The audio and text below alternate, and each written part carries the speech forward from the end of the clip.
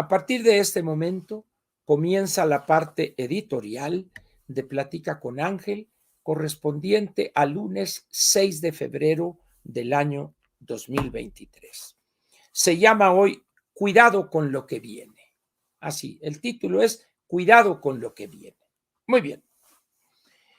¿A qué se debe este título?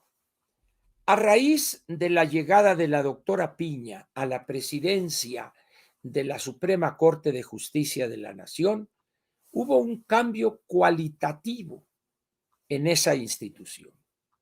Un cambio, no voy a decir de la noche al día, pero sí un cambio importante. La obsecuencia o los métodos, vamos a decir, de contemporizar con el presidente, de ir a desayunar o ir a cotorrear y el cafecito, han dado paso de una manera silenciosa pero muy responsable a un respeto institucional.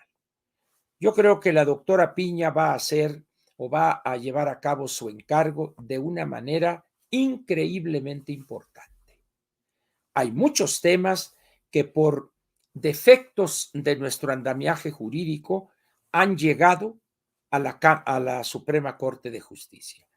Pienso, espero no estar equivocado, que los van a resolver de acuerdo con el mandato que les fija la Constitución. Entonces, no solo es la parte del plan B, sino una serie de asuntos que están ahí atorados, por llamarlos de alguna manera. El ministro Saldívar, que para algunos significó su llegada a la presidencia como una esperanza, él, jurista experimentado, etcétera, y la verdad es que fue un fiasco, aun cuando mucho es esta crítica o estos señalamientos que se le han hecho por el efecto mediático que tuvieron su conducta fundamentalmente y en algunos casos sus expresiones un tanto desafortunadas. Pero ya se fue él, ya estamos en otro periodo. Entonces, en ese sentido, lo que comenté al principio, este encontronazo del 5 de febrero será recordado en los años por venir. No concibo cómo el siguiente presidente de la Suprema Corte se pare en la celebración del 5 de febrero cuando está entrando el presidente. No concibo. Se quedará sentado porque eso significaría es que el que está entrando no es superior a mí, es un par, es igual que yo, porque son tres poderes de la Unión: judicial, legislativo y ejecutivo. Entonces, esa quizás sea la primera muestra, el sentarse, el no pararse, ¿ah?, de esa nueva forma de ver el papel de la presidencia de la Suprema Corte de la ministra Piña y su discurso. Un discurso demoledor sin ofender, demoledor sin caer en la cosa panfletaria. Un discurso conceptuoso, doctrinario en materia de derecho constitucional.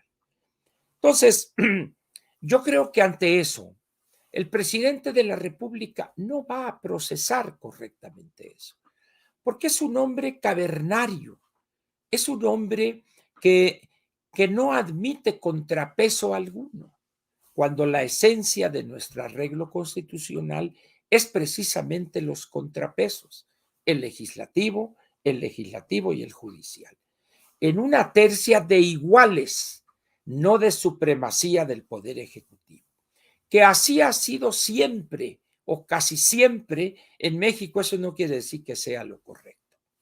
Tuvo que ser una dama la que vino a evidenciar esa abyección y esa cobardía e indignidad de representantes del legislativo y del judicial en celebraciones anteriores.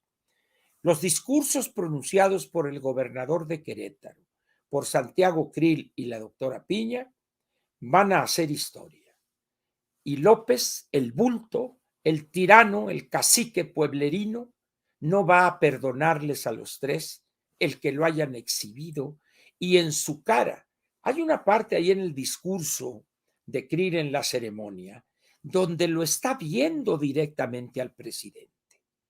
No se volteó y no habló en ese momento para la audiencia, sino que se volteó a hablarle directamente al presidente.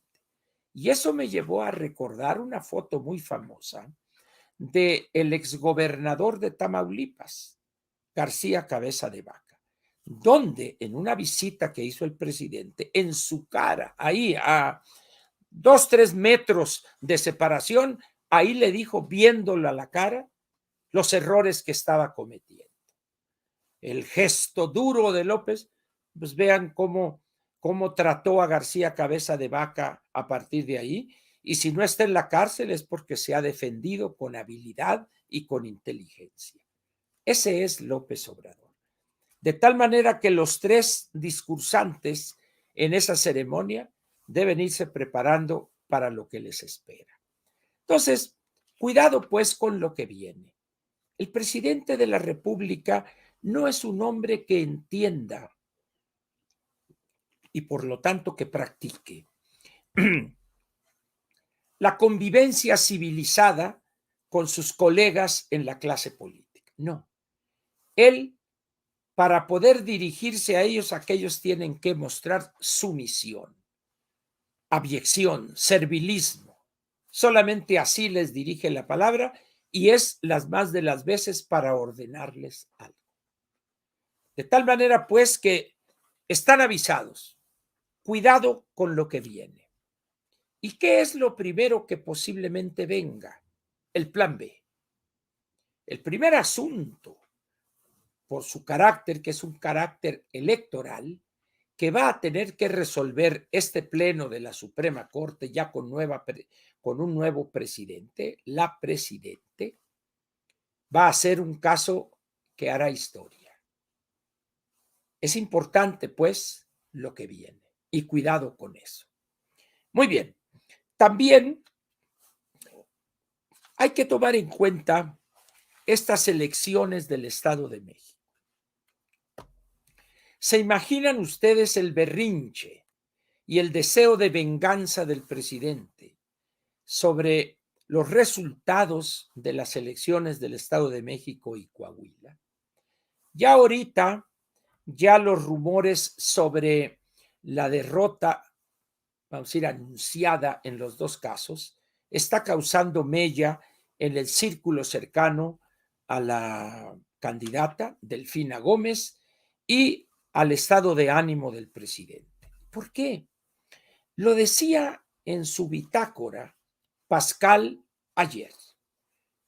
La derrota en los 2 estados significa algo muy importante para la elección del 24, que la popularidad de López Obrador no se transmite de manera automática a los candidatos en las elecciones donde él no participa. Y el elemento distintivo de todos los procesos electorales del 24 es este: no estará en la boleta López Obrador. De tal manera que su pésima gobernación, el desastre económico, permítanme,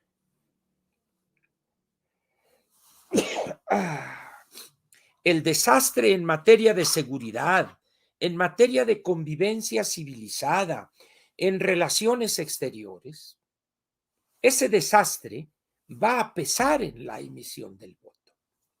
Y eso ya lo sabe él y lo saben sus cercanos. Por eso la desesperación, por eso el planteamiento del florero del Edén, por insaculación, vamos a escoger a los 4 nuevos consejeros y babosadas por el estilo. Pero todo eso tiene su origen en que los números que tienen de las encuestas ordenadas por ellos, por eso lo que expliqué en relación con las encuestas, esas son encuestas que Presidencia ordena a 1, 2 o 3 casas encuestadoras para cruzar resultados, y esas no son públicas. Ahí ya se sabe que el ambiente no es el mejor de los ambientes para Morena y sus candidatos, los de hoy y los potenciales para el año próximo. Muy bien. En relación con esto, quiero comentar algo que me parece importante y que ya lo he dicho en ocasiones anteriores. Ahora lo haré con más precisión. Uno de los vicios o de las limitaciones de nuestros intelectuales es ese rechazo casi enfermizo de la política real.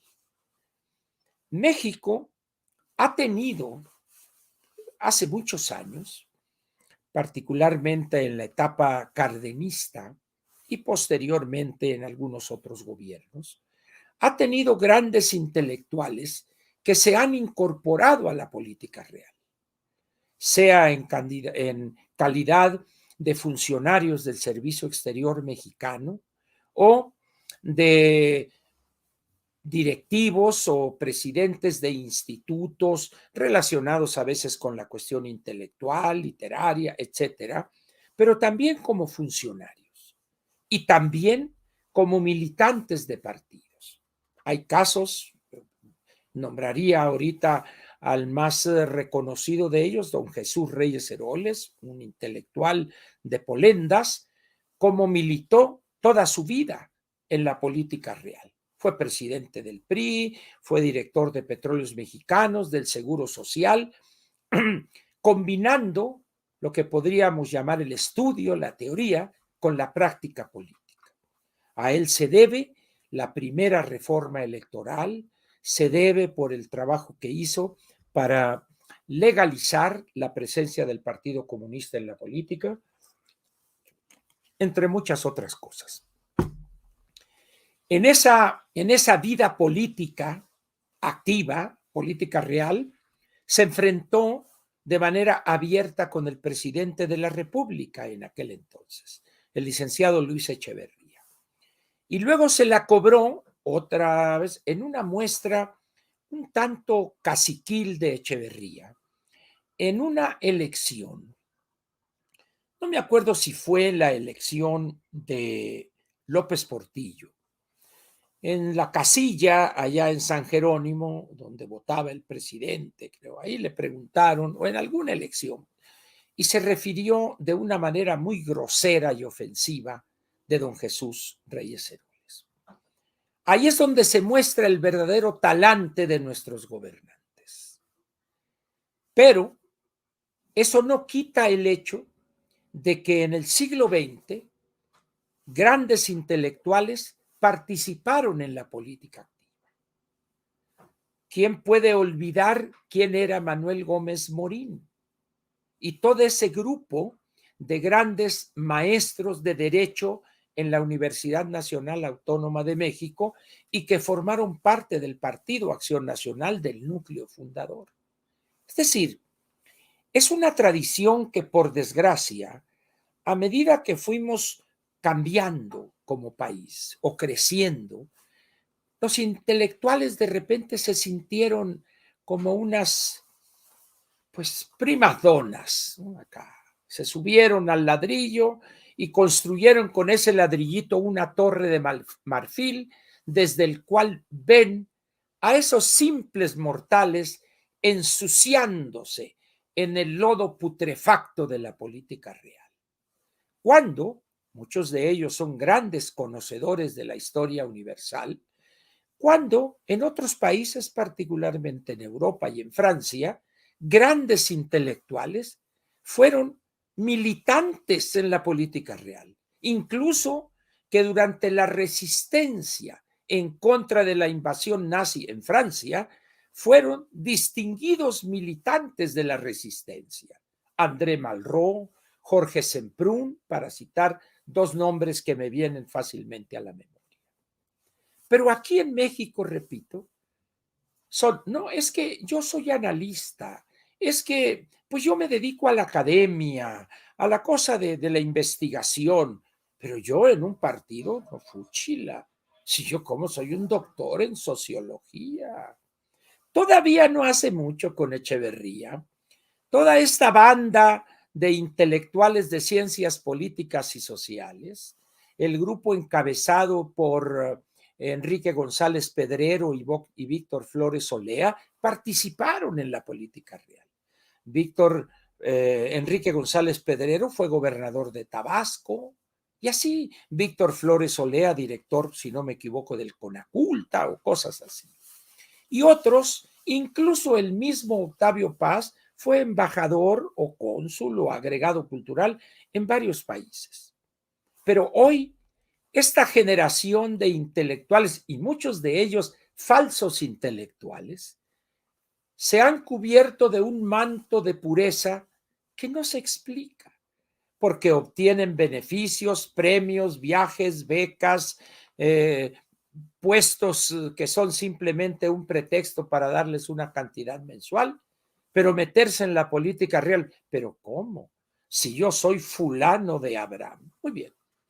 Y desde ahí, desde esa torre de marfil que han construido con el ladrillito en el cual se subieron, pontifican sobre algo cuya renuencia es sorprendente para, en todo caso, participar en los partidos y lograr que sus puntos de vista sean atendidos.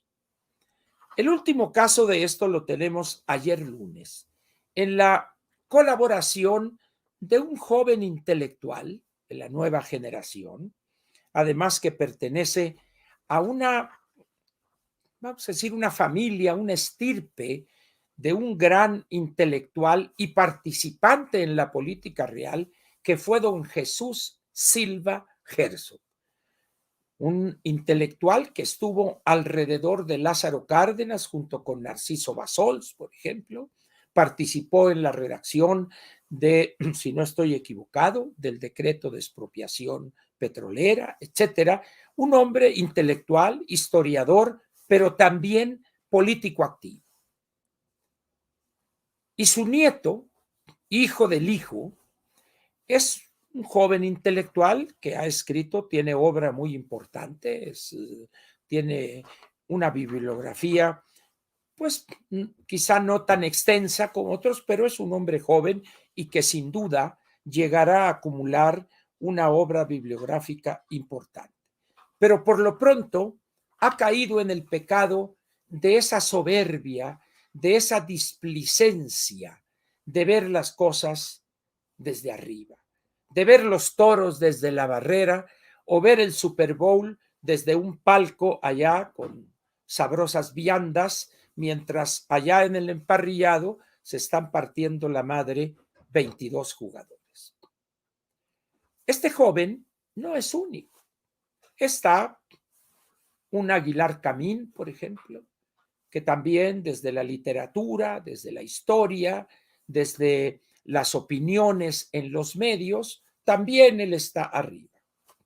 Sin embargo, pues durante una época obtuvo grandes ingresos, la empresa de la cual es propietario o accionista principal, en diversos contratos, producto de su relación con el doctor Cedillo, y hoy ante aquella cuestión del problema del libro sobre historia, la opinión sobre los niños héroes, y posteriormente, cuando salió el caso de Raúl Salinas de Gortari y él lo entrevista Joaquín López Dóriga y se lanzó de lleno en contra de quien había sido su apoyador y soporte principal en estas cuestiones de contratos, Carlos Salinas de Gortari.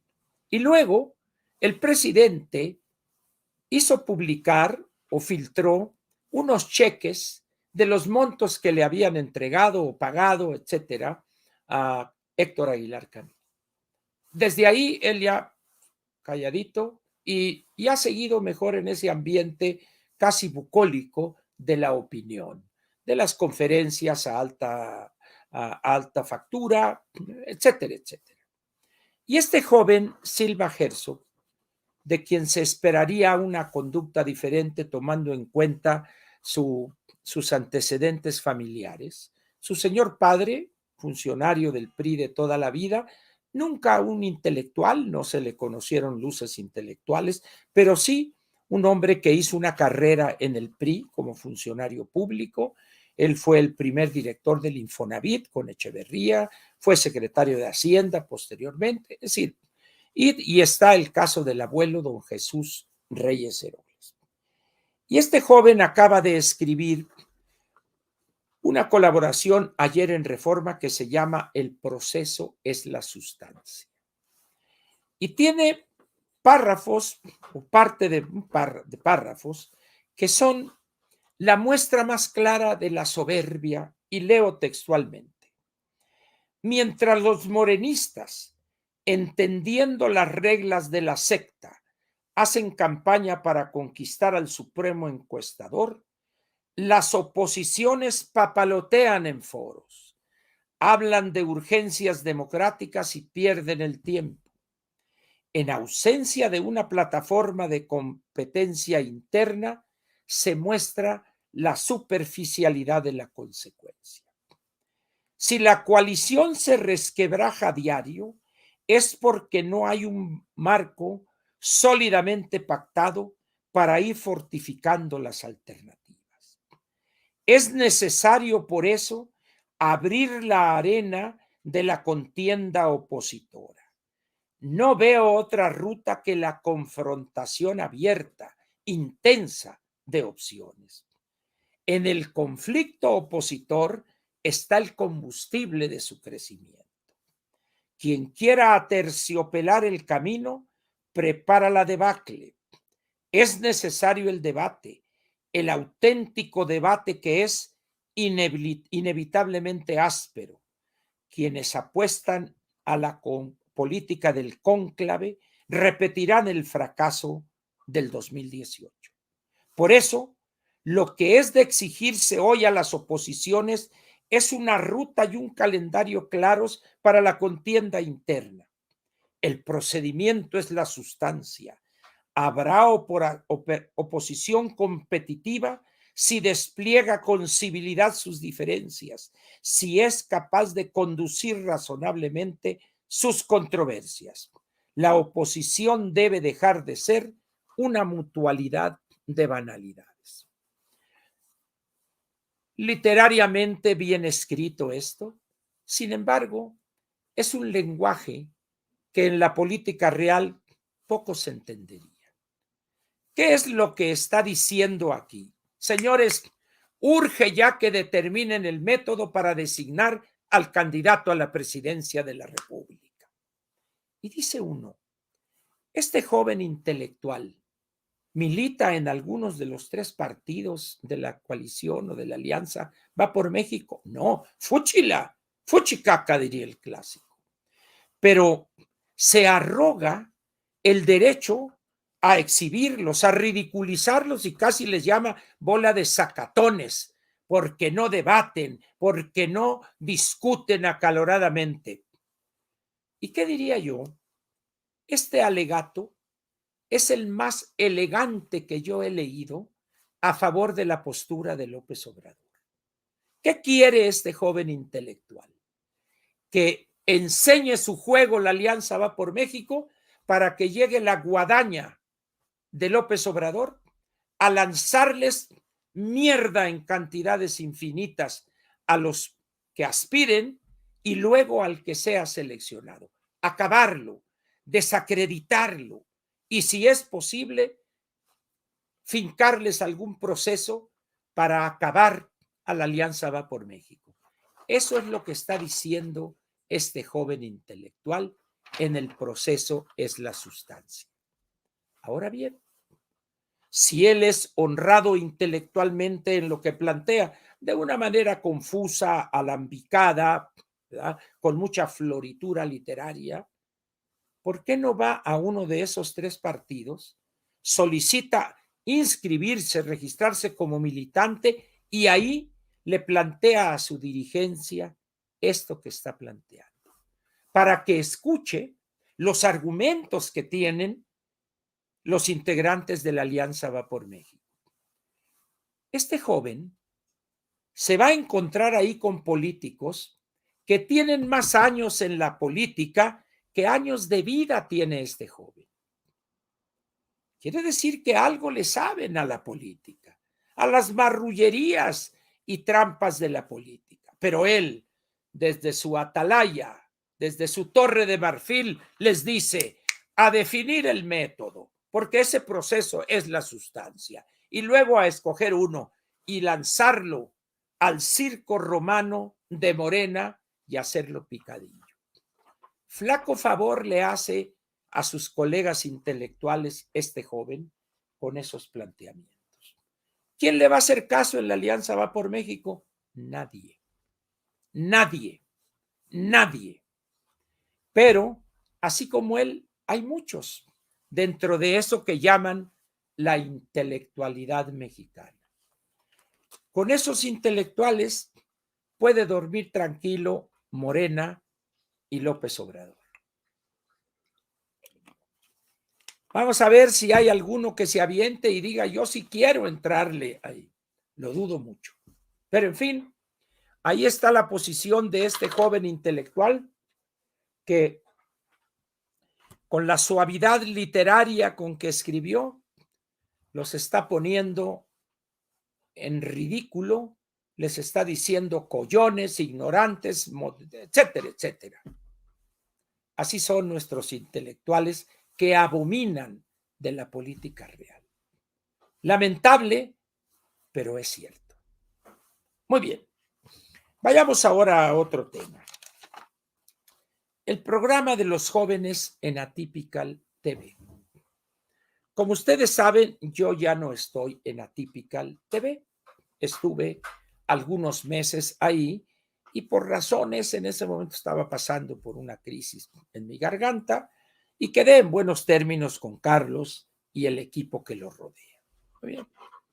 No obstante ya no estar ahí, pues he asistido a invitaciones, en algunos casos, que el aniversario del canal, cuando Héctor Gomis, el pelón Gomis, me invitó a ser su padrino en el programa este que tiene ahí en Atypical, y me pidieron que fuera a este programa con los jóvenes.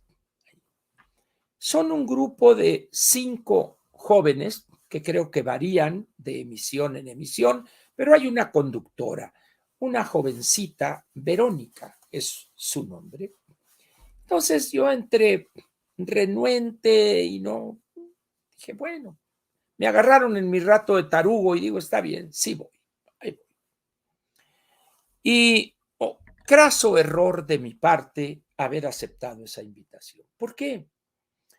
A sabiendas casi rigurosamente de lo que iba a encontrar, yo no debía haber aceptado esa invitación.